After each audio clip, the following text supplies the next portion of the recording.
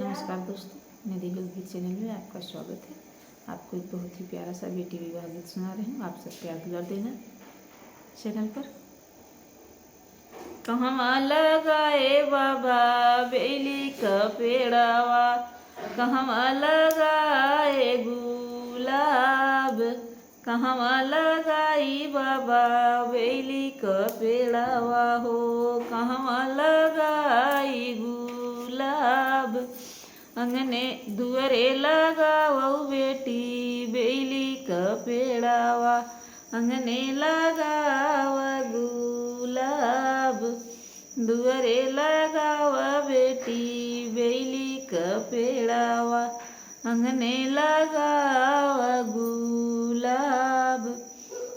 केथुआ से सींची बाबा बेली का पेड़ावा, केथुआ से सींची गुलाब, केथुआ से सींची बाबा बेली का पेड़ावा, केथुआ से सींची गुलाब।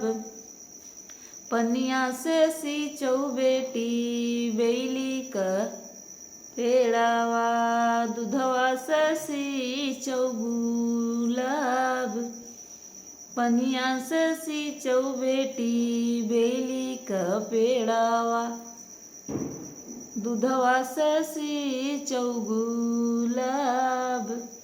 केथिया में लोढ़ी बाबा बेली का फूलावा, और केथुआ में लोढ़ी गुलाब, अचरे में लोढ़ बेटी बेली का फूलावा, डेलरी में लोढ़ गुलाब, अचरे में लोढ़ बेटी बेली का फूलावा, डेलरी में लोढ़ गुलाब, अचरे में लोढ़ बेटी बेली का फूलावा, डेलरी में लोढ़ गुलाब।